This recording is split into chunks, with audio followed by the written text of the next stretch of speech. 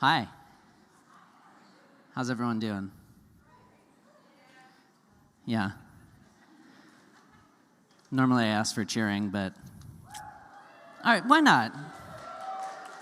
Doesn't feel like a cheering day, but maybe that's why we need some cheering, right?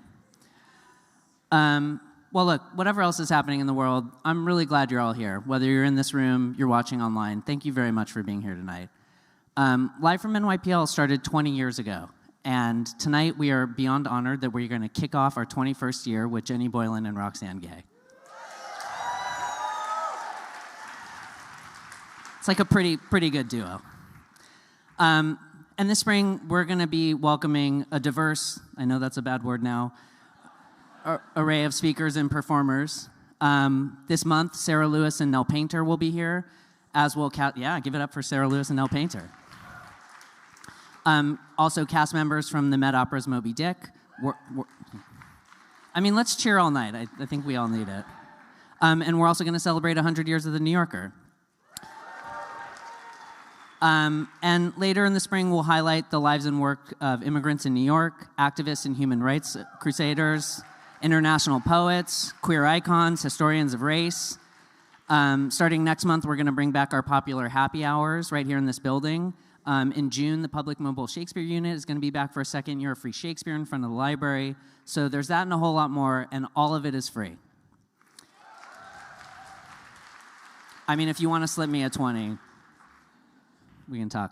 All of it is at nypl.org/live. That's where you can register. And if you're not on our newsletters, please sign up because that's how you find out about new events and you get the first chance to register for other events. But tonight, Jenny and Roxane are here to talk about Jenny's new book, Cleavage, which is just out today. I imagine it's probably already been labeled Gender Ideology Extremism by Donald Trump. Or it would be if he could read a book. But when you read it, you will discover what a total delight it is. It's the book I've been recommending to everyone since I had the chance to read it last year. It's raw, honest, hilarious, empathetic, humane, and an antidote, frankly, to the ever-plummeting lack of humanity and empathy that we've had to watch these past few weeks and today and for days to come. If you haven't purchased a copy yet, I know a lot of you already did, but if you haven't, you can get it over there, and then Jenny will be signing it over there after the talk. And this book just reminded me about a couple of resources of the library that I wanted to let you know about. Resources I hope you will take advantage of and also share with anyone who'd want to know. So I want you to remember this URL, nyctransoralhistory.org. It's the home of the New York City Trans Oral History Project, or Archive, which is a project that the library has collaborated on for many years. It documents transgender resistance and resilience in New York City, and it works to confront the erasure of trans lives. Give it up. It is a truly one-of-a-kind resources. The stories are beautiful and heartbreaking and incredible, and you can listen to them. And if you identify as trans or gender nonconforming, and as someone who even sometimes lives in New York, there's information on the website about how you can contribute. That is, the Oral History Project is part of our larger LGBTQ initiative. You may not know this, but the library has one of the premier collections of LGBTQ plus history in the world.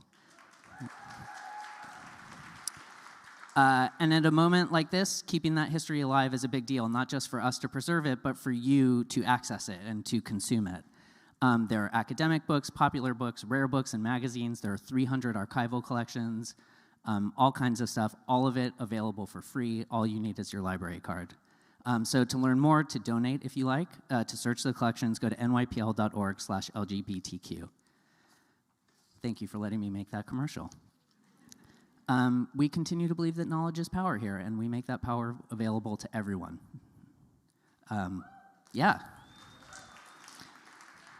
We need more joy in this world. Okay, so after the conversation, Jenny and Roxane will be glad to take some of your questions. If you're in the room, you got note cards when you came in, you can fill out your questions on the card, and some of my colleagues will walk around and collect them periodically. If you're watching online, you can put your questions in the chat, and we will get them there as well.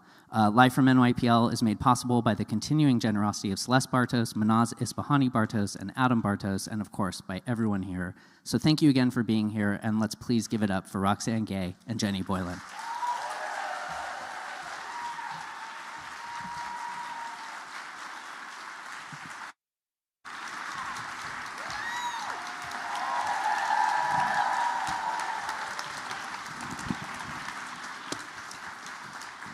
Hello, New York. Hi, Roxane. Hi, Jenny. How are you? What's happening? I mean, everything. Nothing good. Except for us. Just a fucking shit show? Yeah. What the fuck? Do our elected officials know they're actually in Congress? How are you doing? You remember when we were kids on Captain Kangaroo, there was big like grandfather clock, and everyone would have to count 3 and wake up grandfather clock. Let's do that for Chuck Schumer. Yes. 1, wake up grandfather clock. Wake up, wake up. And maybe somebody will tell him that he can talk about things other than the price of eggs and tomatoes. Yeah, and avocados. Just a guess. Yeah, okay. Well, I'm glad we solved that. We did. What else we got? Next. But tonight we are actually here to talk about your latest memoir, Cleavage. And I know we're all excited. And you're talking about one of my favorite subjects, which is how the hell do we deal with getting older? Will you read for us? Oh, yeah, okay. And now, a reading from Cleavage.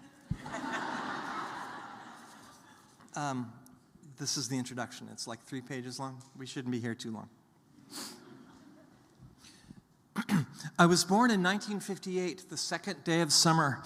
It was also the birthday of Chris Christopherson and Meryl Streep, both of whom I later resembled, although not at the same time. Ha ha ha. I began the story of my life with these words in She's Not There, a memoir published in 2003. At the time, it seemed reasonable enough, beginning with the beginning. Now, I wonder whether I chose the right companions. Instead of Streep and Christopherson, I could have just as easily picked others born that day, Elizabeth Warren, say, or John Dillinger, or Dan Brown. Would my book have landed differently if my chaperones had been the senator, or the gangster, or the author of the Da Vinci Code? Sometimes I think about it, all the other lives I might have led. At the time of its publication, She's Not There was a real brouhaha. I was on Oprah 5 times, Larry King twice. Will Forte imitated me on Saturday Night Live. Though hardly the first trans memoir, not by like a million years, it came out at a moment when things were changing, at least a little. I hope She's Not There, the book I call SNOT, did push the needle at a crucial moment. The publisher's promotional copy now calls it, and this is a quote from them, the book that jump-started the trans rights movement, which it was not, but big words. But She's Not There was a story told by somebody for whom everything was new. The voice is that of a woman who's still in the late stages of an amazing ride, her clothes still smoking after she's been shot out of a cannon. Memoirs of transgender people are almost always about that moment when a little morning dew is still twinkling on the cobwebs of their transitions. And there's a good reason why stories about people like me often focus on that passage. It's amazing. It's astonishing. What in the world is it like to go from a man, so-called, to a woman, or vice versa, or to some identity even more liberating than that? But a more important, if less scandalous, question is this. What's it like for those who finally have what they've been impossibly yearning for all of their lives? Indeed, what's life like for transgender people as we age, as we morph from someone covered with sequins into someone whose hair is gray? And what of the people we've been and of our histories from the times before? Surely all of that can't just vanish like breath on a mirror. Well, I've spent almost a third of my life over here now. I had stories to tell, now that my spangles are no longer aflame, about the differences between the worlds of men and women, at least as I've lived it, not to mention the fertile territory that lies in between. But let's also admit that there's a huge chunk of the population, maybe still the majority, that really doesn't get this trans thing at all, people with good hearts, and others as well, who nonetheless could not with any certainty tell you the difference between a transgender person and the Trans-Siberian Railroad. It doesn't help that the best-known trans person in the country is probably Caitlyn Jenner, whom no one could claim has emerged as the transgender Encyclopedia Brown. The stories in this book, Cleavage, examine the differences between manhood and womanhood as I've experienced them in everything from food to fashion, from love to loss. But they also address the differences between coming out now in the current environment of blowback and fear and coming out 25 years ago when transness, to some people, seemed a thing as obscure as membership in the Royal Antediluvian Order of Buffaloes. Back then, in an era before people received formal instructions on how to hate me, many individuals encountering someone like me for the first time were left with nothing to fall back upon by way of guidance than their own sense of human decency. When it came out to my evangelical Christian mother, for instance, she didn't respond to her weeping child with a lecture about the dangers of trans women in sports or concerned theories about social contagions. No, instead, she took me in her arms, wiped my tears away, and said, all together now, love will prevail. I've been blessed by good fortune in the passage that I've made, but I know plenty of people who are not so lucky, people who even now wait in vain for the people that they love to show them a single crumb of kindness. Perhaps the central question of this book, Cleavage, is not specific to gender at all. Instead, it's the universal dilemma at the heart of so much human trouble. Why is change the thing we all hope for, as well as the thing we most fear? I was born on June 22nd, 1958, the second day of summer. It was also the birthday of Billy Wilder and Cyndi Lauper, both of whom I later resembled, although not at the same time. It was Cyndi Lauper who sang back in 1983 that girls just want to have fun. We want other things as well, of course, to be loved, to be respected, to be safe from violence and fear, to be able to make our own decisions about our own bodies. Thanks very much. But sure, fun's on the list. Emma Goldman, the anarchist, is credited with saying, if I can't dance, I don't want to be part of your revolution, although actually, apparently, she never actually said that. But she did say that everyone had the right to self-expression and, quote, beautiful, radiant things. I can tell you that in the days before, as well in the days after, I have caught fleeting glimpses of things both beautiful and radiant. I saw them in the sky above me after the wind in Nova Scotia blew me back from the edge of a cliff I was about to leap off of. I saw them in a dark room as my future wife unexpectedly stepped toward me from the shadows. And I saw them in my mother's eyes as she folded my weeping self into her arms and quoted 1 Corinthians. These three remain, faith, hope, and love, but the greatest of these is love. Billy Wilder, for his part, directed and co-wrote Some Like It Hot, the film that ends with Jack Lemmon as Daphne, trying to explain to Joe E. Brown as Osgood, her swain, why they can never be married. Daphne looks into the distance and says wistfully, I can never have children. We'll adopt some, says Osgood without any reservation. I have a question about Osgood. Is he generous and open-minded, the kindest man ever, or is he just, absolutely demented?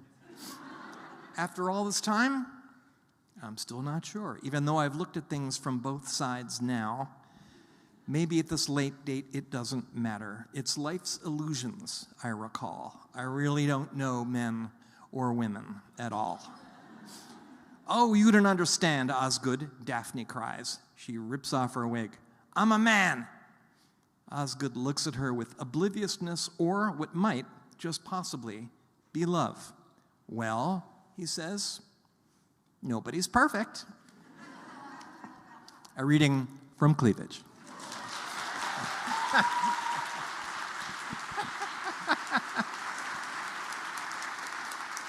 Good night, Springton. One of the things I noticed in Cleavage is that you offer real tenderness when writing about your family. And I was curious about how you bring that kind of generosity onto the page, even when you have complicated relationships with people. Well, it's easier when you don't hate the people you're writing about. Of my family, there's really only one that would fall into that category. And I've, now I've just kind of painted myself into a corner. It's hard to write about the people you love, though, because you don't want anything that you write to ever hurt them. But if you're pulling your punches, you're probably not telling the most honest story that you need to tell. So there was one member of my family who did not immediately say love will prevail, and in fact went the other direction. And I mean, I guess I can say my sister, who was quite unaccepting, let's say, and mostly I tried to say as little about her as possible, because I don't know. Maybe there are some writers who write well from anger. I don't think I do. And I think that's another thing about getting older, that it gets a little easier to see that behind some of the cruel things that people have done is doubt, is insecurity, is blindness. It doesn't mean that the things that they've done to you hurt any less, but it does mean that if you're lucky, you can be a little more forgiving. Cleavage is in many ways a sequel, a follow-up to She's Not There, and what's particularly interesting is that it's not, as you note, a coming-out memoir about the glitter, about the dew on the cobwebs. Instead, it's about what it means to live in this life for decades, really, and to grapple with getting older. So what have you learned across writing so many memoirs? And in particular, what was it like to come out in the early 2000s and now be in the place where you are today to write this memoir? Well, it's funny because in some ways things were easier in 2000 because, I mean, people were so oblivious that most of the people that I ran into were generally, even when they didn't really know what to say, or they didn't understand what was going on, they were kind of like, well, okay, we'll follow you. I remember one person was just like, so wait, does this mean that you're like super gay? and my first thought was, no, that's not, you don't understand it. And then later I thought, well, actually, maybe it is that. I mean, things were harder then too, because the path had just not been blazed. And, I remember, literally you had to kind of find at least in my home state of Maine, you had to, there was like one endocrinologist, that you could find, and someone would tell you that person's name. There was like one electrologist who lived near a paper mill in a town called Jay. And so you could go to see her. It was like being in some sort of underground, Well, now it's, now people know generally where they can get care. Now the internet provides a lot of answers that it didn't provide in the late 90s. So in some ways things are better because the path isn't quite as obscure. On the other hand, with increased visibility has come increased blowback, so that now we can be used as the whipping girls and boys and gender non-specific, non-binary whipping people for individuals who feel like they need to pick on somebody smaller and more vulnerable in order to puff up their own insecure sense of assholiness. I'm sorry. Am I getting angry? I said I didn't. Oh, I think that there's plenty of room for anger okay. alongside everything else. A couple of months ago, a young person said, "Oh, you're one of our elders now. It's so great to see that." And I was like, calm down, I'm 50. But the reality is that when you reach a certain age in the queer community, we do become elders because so few people were visibly queer or visibly out and, part of the community. Do you like that when people call you an elder? Oh, no. Yeah. Somebody called me. I don't somebody love called me it. auntie. somebody called me auntie, and I was like, I beg your pardon. I mean, I'm always like, I'm one of you. What's up? Let's go to the club. Henrietta's on Hudson. Yeah. But it is a reality that when you reach a certain age, people do sort of look to you for advice or guidance. Well, there's a message there too. Yes. That I mean, you and I grew up at a time when there just weren't that many, kind of out and happy, and I mean, there was this kind of. There were these people who now I would recognize as gay, but when I was a kid there was like Alan Suze on Laugh-In or Charles Nelson Riley who wore like a funny little ascot, and these people who now we would recognize as gay, but we're not out then. So what does it mean to grow up in a time when you don't see anyone like you on television or in the movies or the people that you see? I remember, what was that movie, The Crying Game? It was like in the late 90s or something. Yes. And I went with all of these straight cis people, and they couldn't believe that the actress in that movie turned out to be trans. Could you believe it? And I was like, yes. I knew that person was trans from like the first 5 minutes they were on screen. Hello. Oh my God, it was so shocking. And then when the guy finds out, like he throws up. Like, yeah, I'm like, yeah, I know. So he threw up when he found out that there was someone like me on the screen. Right. So we have been without elders. I still don't like that word though. It's not my favorite word, but it's the word we have. What is the word? Like, not authority figures, role models. That's it, role models. Yeah, that works. Is that better? Yes. Okay. Yes. Less age identifying. Yeah. Yes, look at me for my wisdom. Now, so what kind of responsibility do you feel as a role model in the queer community, especially because you have been out and in the public eye and willing to have these conversations? Well, I think one responsibility is to make sure that when I open my mouth, people know that I'm not speaking for all transgender people. I'm not the emblematic transgender person. I mean, I might have the biggest mouth, but I'm certainly not, there is no typical transgender person any more than there's so I try to make sure, like just now when I read that thing, I said the difference between men and women as I've lived it, not, this is not some eternal truth. So right now there are so few of us who get to have microphones and cameras pointed at us. So when you get that chance, you have to make sure that people know that you're just one person.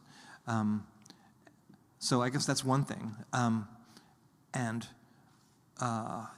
try to speak well of other transgender people whenever I can, except Caitlyn Jenner, of course. Because Yes. Yeah, and that goes without saying. But man, she's as dumb as a bag of hammers. It's amazing how wealth allows you to be so profoundly stupid. It's incredible. It really is. I mean, part of me wants to be that wealthy, but I don't want to be that dumb. I know, you'd lose. Think of what you'd lose, Roxane. Yeah. Whenever I imitate her, I do her as Jimmy Stewart, which I don't know why. But whenever I say her, she says, well, I live on a mountaintop fortress, and Donald Trump is going to make things so much better for not people like me, but me personally. Just me, actually. Actually, just Caitlyn, love ya. I don't. Yeah, neither do I, actually. I know you've been working on this memoir for 5 years, and I'm curious, has your writing process changed between your first memoir and this one? That's probably not for me to say. It's taking me longer and longer to do things now, but again, maybe that's because I'm in my 60s.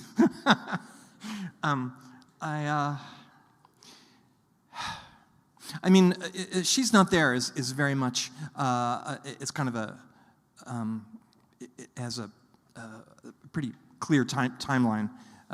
This book jumps around in time, is more unstuck in time. I will say one thing about, I think one thing that's changed. She's Not There, which I did look at before I got too deep into this. If I look at it now, I'm still really proud of that book. I think it tells a good story. If there's one thing I regret about She's Not There, I think the tone of it is a little apologetic. It's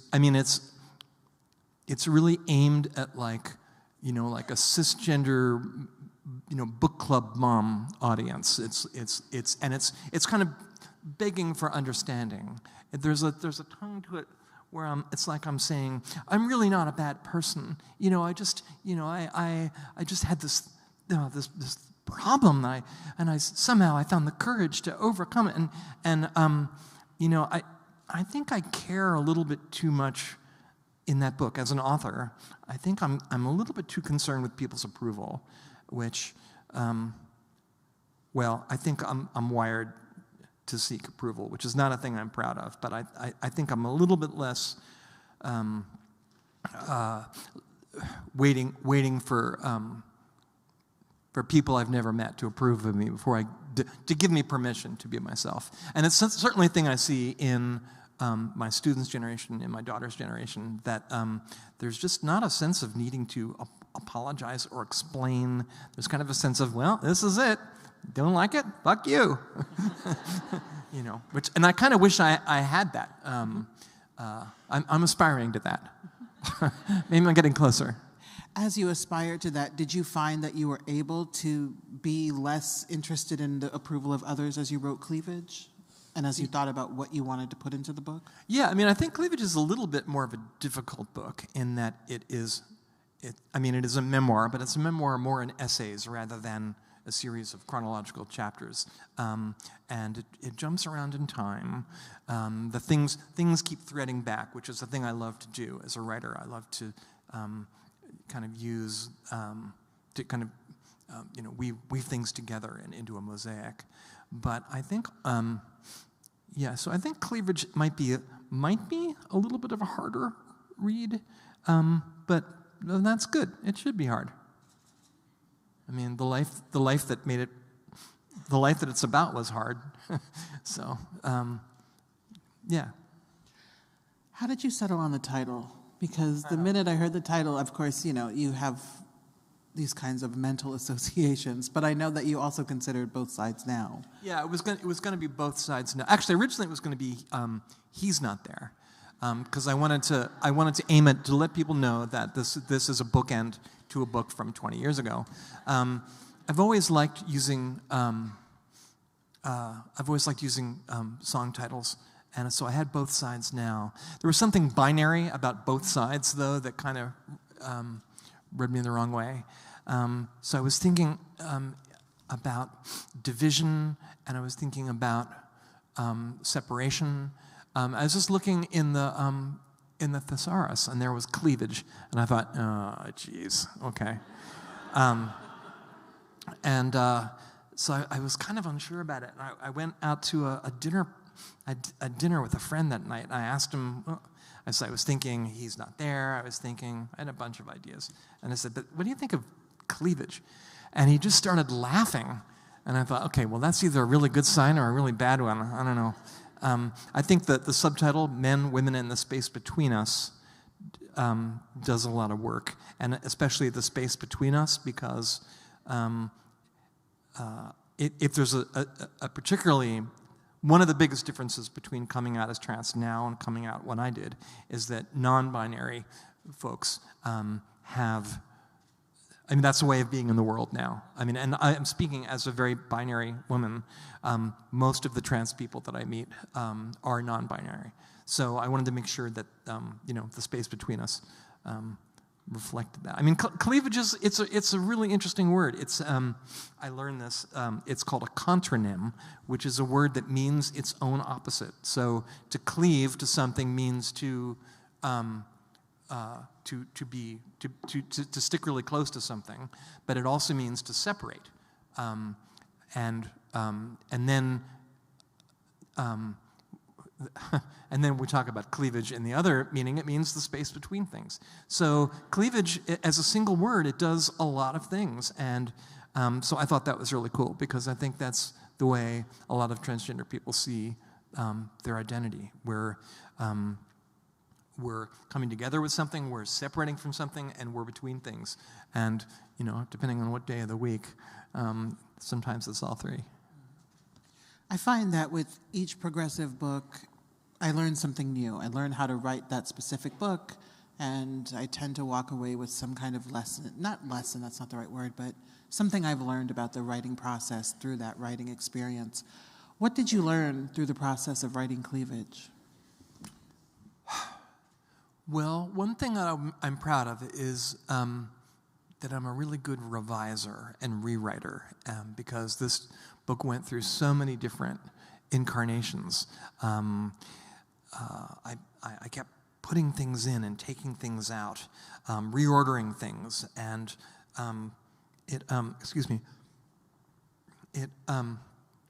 there's a certain point where I realized that the business we go through in reinventing, in revision, is not totally dissimilar from the way we go about rewriting our lives, reinventing ourselves. And I was really kind of fascinated by this, because I'm not now the person who wrote She's Not There. I'm not when I finished writing this book maybe a year ago or so, and I'm trying to get to work on something new, and so that's a new person. Yeah, I guess that's the thing I learned the most, is that it's never over either. I mean, if you write something and you look at it and you hate it, that doesn't mean that that you're not a writer or that it's a dud. It means you get up the next day and you try again. In the same way that if you don't like your life, you can reinvent yourself. You might not be able to do it that day or that week, but eventually, with hope and a little luck, you can find the way to make a new draft of the self. As you promote this book, because today is release day. Today is release day. This is the first. Yeah. Yay. Yay. I mean, it's an amazing, release day can be a lot of things, but it's also a lot of fun to finally see the book out in the world. Yeah. But you are releasing the book into a very fucked up climate. Yeah. For lack of a better word. I was going to say fraught, but I was like, no, it's not that nice. That ship has sailed. Especially with regards to trans identity and a president who seems hell-bent on doing something that cannot be done, which is to erase trans people from public life. So how do you navigate, once again, being in the public with this memoir and also navigating this climate? Yeah, I mean, as you know, you work on a book for 5 years. You have no idea what the world is going to be like. When it will see the light of day. I don't know. Is this week the absolute worst or the absolute best time for a book about transgender identity? Maybe if I'd known where we were going to wind up, I would have done the thing I said I'm not good at, which is writing from anger. Although there's plenty of anger in this book, I think. So I don't know. I hope that I hope I have the courage to stay in the game, and I just don't get kind of shouted down and pushed out of the way.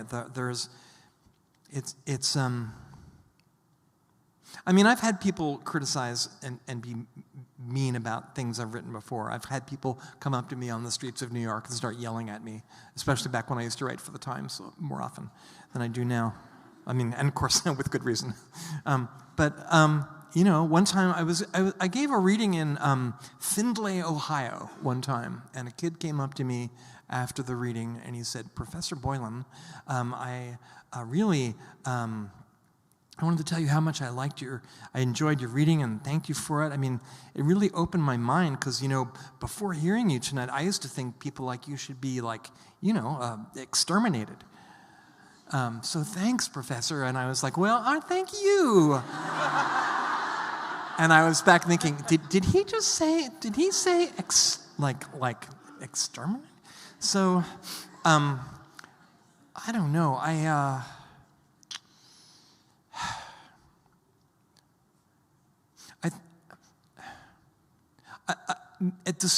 I'm stuttering because I still maybe have not come to terms with being a public person. I mean, writing is such a private thing, and you work on something by yourself for so many years, and then suddenly, I'm at the New York City Public Library with Roxane Gay, who I love, yeah, you can applaud Roxane Gay, and that's good. You should. Okay, not that much. a little bit, yeah. So, I'm still. I think of myself as a byline. I don't think of myself as a public person or as someone who's even particularly articulate about the politics of this moment. I can tell you a story, and with any luck, the story will make you think of me and people like me as a human being rather than an issue. When I wrote She's Not There, I said I would write this one book, and then I would be done with the whole gender thing, and I'd go back to writing my, unreadable fiction. And yet, because I didn't want to be, I guess I thought of an activist was somebody, one, who was more courageous than I was, and also somebody who, chained themselves to a fence or something. And what I've learned, I think, is actually that writing is a really good form of activism, and that if you want to change. All of us are going to, especially in the next 4 years and probably beyond, we're going to have to figure out how we can fight. And right now, everybody is just, we're all like just crazy, stupid, miserable. We cannot believe that we're here and here again. So we have to do something to find the way of fighting back. And everybody will find out whatever they're best at. For me, I think it's telling stories. So I'm hoping that Cleavage will have some effect on the world. But I don't know. They have to read the book first, don't they? And then understand what they read. Right. Which, But you mentioned storytelling, and one of the things that I've noticed across your work, and of course in spending time with you, is that you are a consummate storyteller. Where do you get your skill with storytelling from? Oh, I just think it's that I remember the weirdest shit. I can't tell you the names of most of the students I had last semester, but like everybody in my first grade classroom got them. And I tend to remember things based on their emotional impact. So if I'm telling stories, it's because because what's that John Prine song? I remember everything. It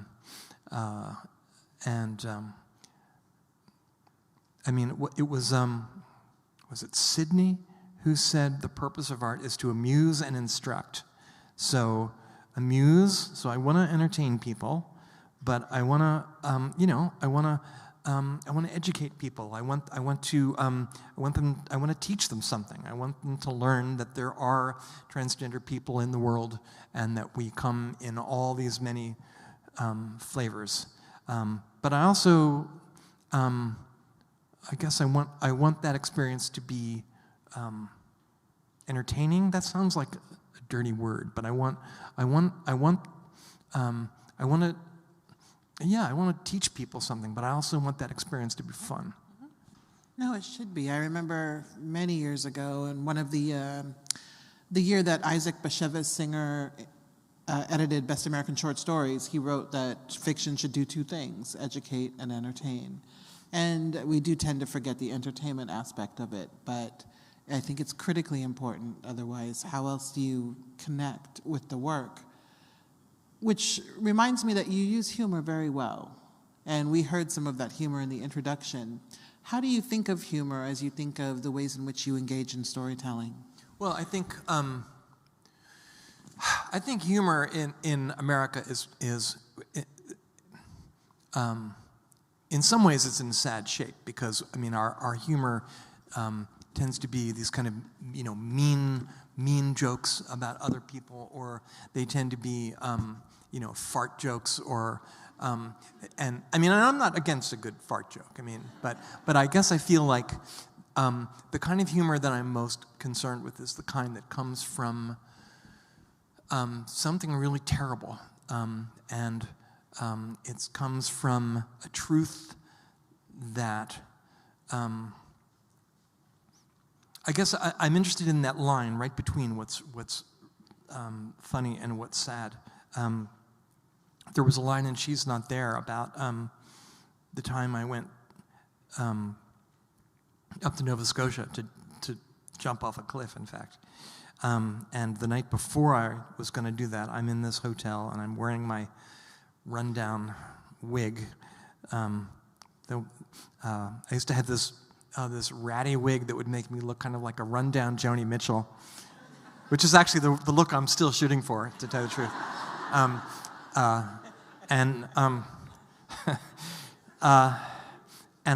There's a line, something like, I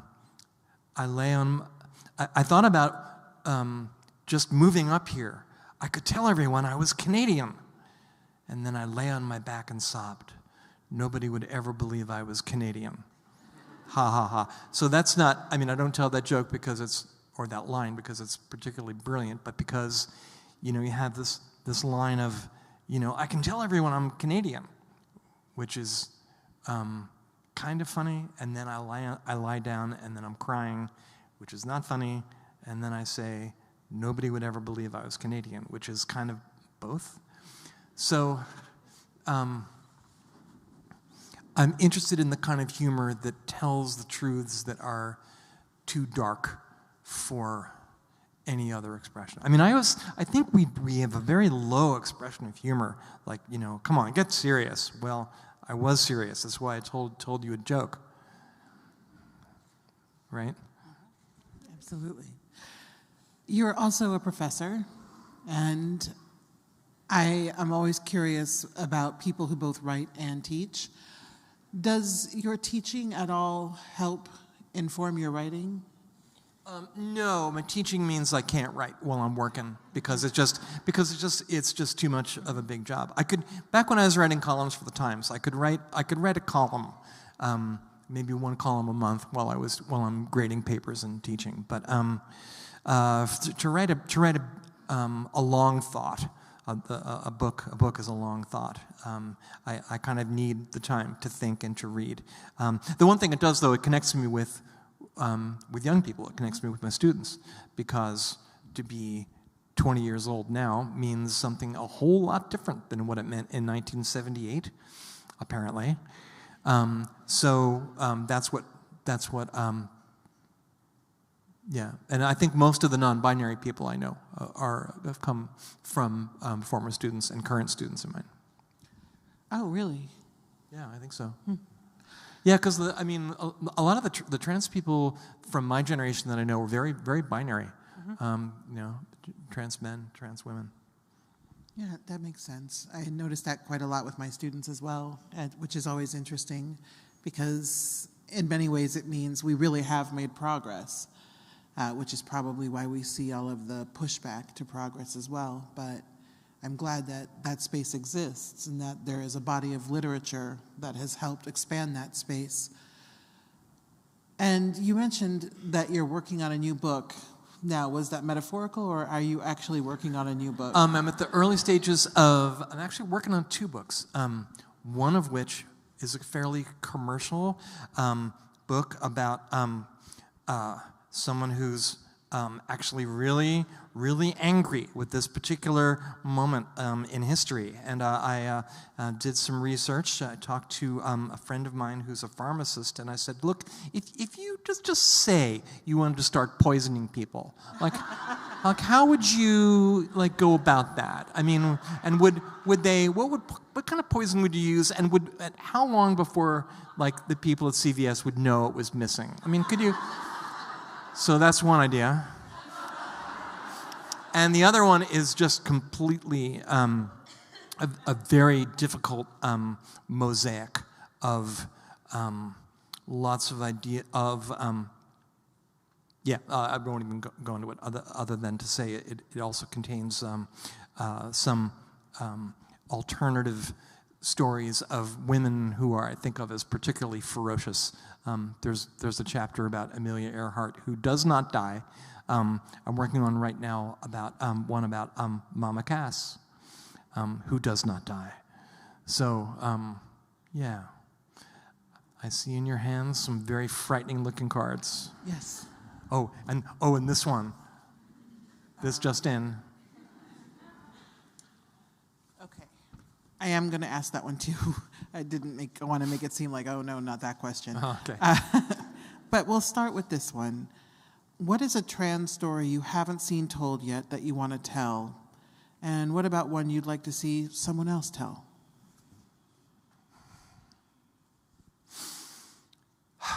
I'd like to see a story about a transgender person in which the fact that they're transgender has nothing to do with the plot, and in which they're really just pretty much happy. They're a person who is living a good life, and but this just kind of doesn't really figure into things too much. And what was the one? Who would I like to see? What is a story you'd like to see someone else tell? A trans story you'd like to see someone else tell? Well, look, there's a whole new generation of people, and this has got to be my last book about trans experience, because if I have a story left untold, I don't know what it is. So I think what we need now is more stories of written by the next generation, by Tori Peters and everybody who's coming up, behind her, and we're going to have to hear what it is like to live through this moment from someone who's 20 or younger, because in some ways, I have lived in the world, and I have a fair amount of privilege, and I have a lover who has stood by me now for going on 4 decades, and what we need is stories by people who are just finding their way now. I don't know. I was wondering whether this moment is harder for an older person like me or for a younger person, because it's hard to be old and to see the world that you have fought for destroyed. There's a Randy Newman song about I haven't got time enough. When you're old, you forget the past. You don't think that you will, but you do. But now that I'm older, I haven't got time enough, and I'll never get over losing you. But if you're a young person right now, to have the world that you live in, just to have all the hope sucked out of that world, that is not easy either. But I hope that young people will find their courage, and that they'll step up. But it's hard. I don't know. For either of you or both, I am the director of an LGBTQ community center. What advice or wisdom do you have for us to get through the assault and the slog of the next 4 years? You want to try your hand at that one? Your gummies are one thing. Truly, start with that. But, I've been thinking about this a lot because my editor emailed me and said, please write something that tells us what to do. And I don't know. But I do know that community in its best iterations is going to matter now more than ever. And I write often about how no one is coming to save us, and truly, like, they're not coming to save us. But that doesn't mean salvation isn't possible. I think that we just have to turn inward to each other and figure out, how are we going to survive this ourselves, and how are we going to shift the balance of power from evil to less evil? But even, like, how do we imagine a better world? Because for so long we've just said, like, we're going to choose the lesser of two evils. But I think it's really time, and that's how I know how bad things are, because I'm a Libra. But now I'm like, no, we really do need to reimagine our political system so that it actually serves the majority of Americans. And the majority of Americans are not in power now. I can also say, so the best thing that I have read about this political moment was Roxane's piece, I think it was like the week after the election, in which the title was just Enough. And the essay essentially said, you know, that we have to stop thinking that somehow all the things that we were fighting for were wrong, and that, you know, so we lost everything, but we lost everything by like 1 percentage point. Okay, it was very, very close. And even though now they're just wiping out everything. It was still very close, and it does not mean. I mean, I'm still reading these things about, you know, oh, the Democrats have to, you know, reconnect with the working man and stop talking about all that transgender stuff and the you know, defund the police stuff and all the. I mean, the fight for civil rights is never wrong. The fight for justice is never wrong. The fight against white supremacy is never wrong. What's miserable to think about is that knowing everything that we all knew, that a small majority of our countrymen and women and country non-binary individuals, although probably not, voted for this, and you know, none of that means that we should give up any of the stuff that we believe in.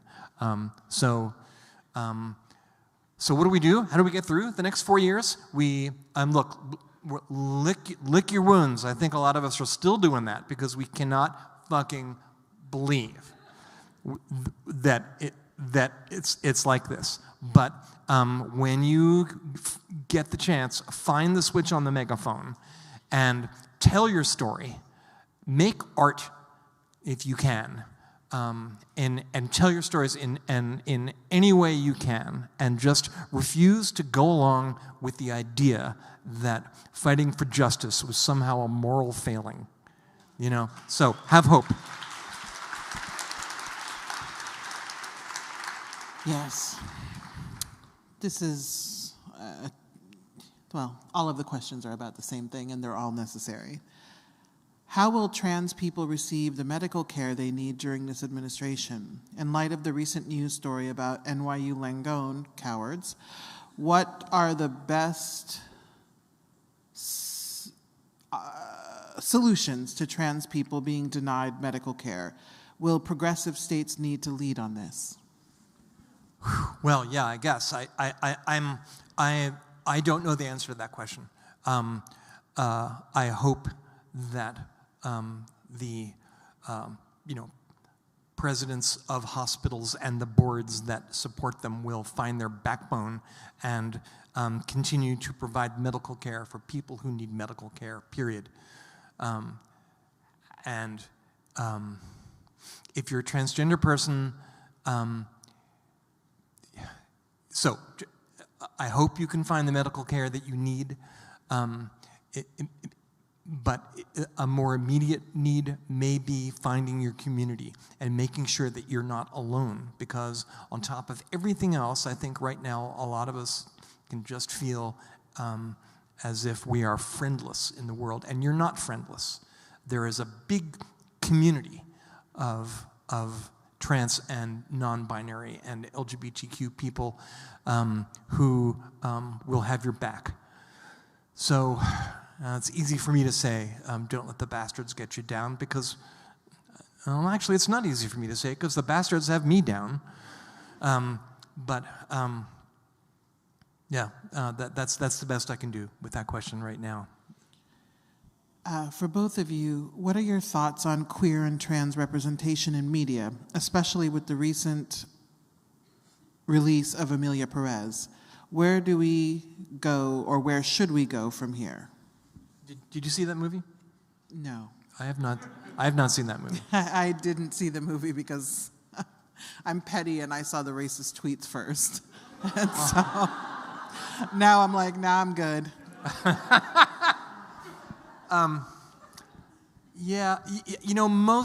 Most movies made that is not made by us about trans experience are kind of suck, and even the ones that don't suck are sometimes just so I just can't bear it. I've heard that there's a lot of trans people who aren't crazy about that movie, but so what was the rest of the question? Is there something about it other than Amelia Perez, though, right? Where do we go? Where should we go from here in terms of queer and trans representation?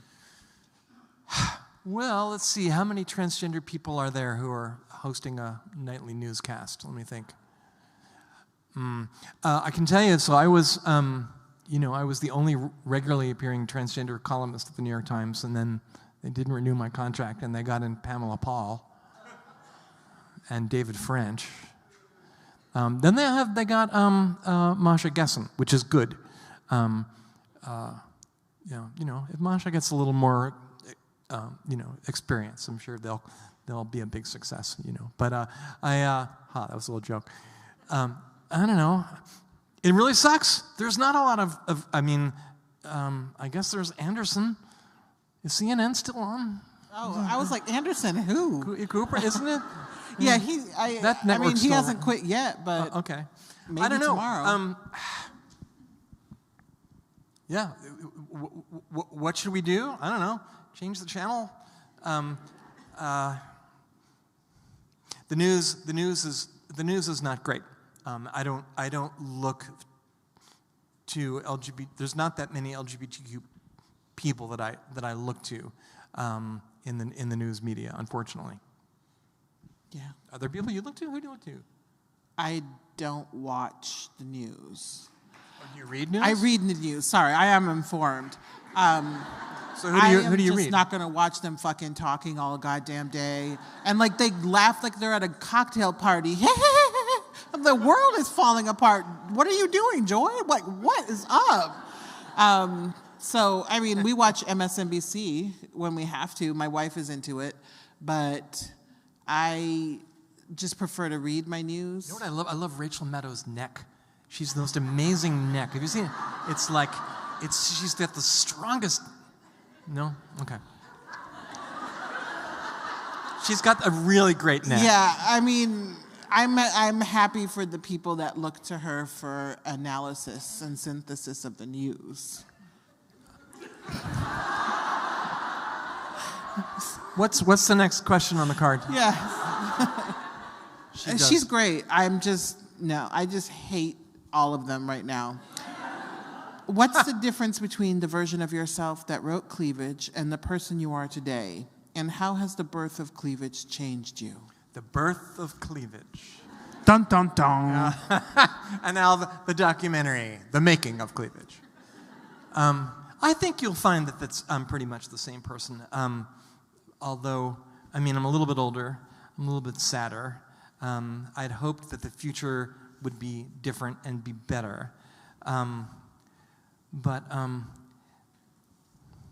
When you write a memoir, you're also creating a narrative, and that narrative has to include some things and exclude some things, and She's Not There in some ways is a very clean narrative. And there are a lot of things I didn't talk about because I wanted it to be, kind of, not an easy book to read, but I didn't want to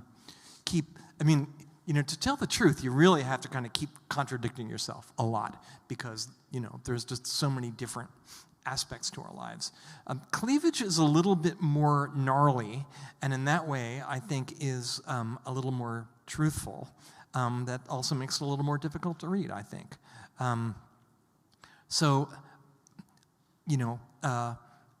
I wonder sometimes if you find the truest version of a writer in their memoir. Sometimes you find the truest version in their fiction. But I don't know. I think maybe this is a question that readers are going to have to answer for me. One last question. I run a trans and non-binary support group. Will you please say something to give them hope? Yeah, I will. Okay, give me a second.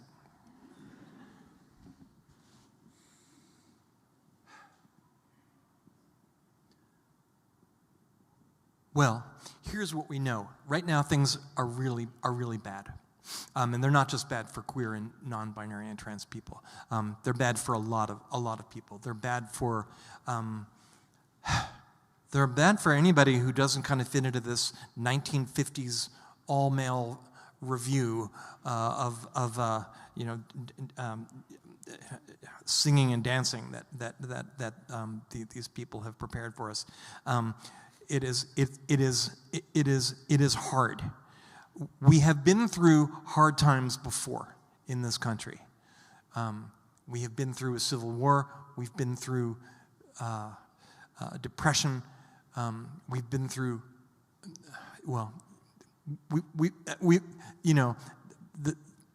the shit keeps hitting the fan. But this moment, as oppressive as it feels, will not last forever. And this will not define us. And I think that, what's that Paul Simon song? I believe in the future we will suffer no more. Maybe not in my lifetime, but in yours, I feel sure. Oh, gee, do I have to be dead for things to get better? I hope not. No. This moment, which feels so oppressive, is not the last word. We're just like 2 weeks in, man. This is just beginning, and we have not. Unfortunately, we have not yet started to fight back, but we are going to fight back. And I hope I can say they don't know what's coming for them. So let's make that true.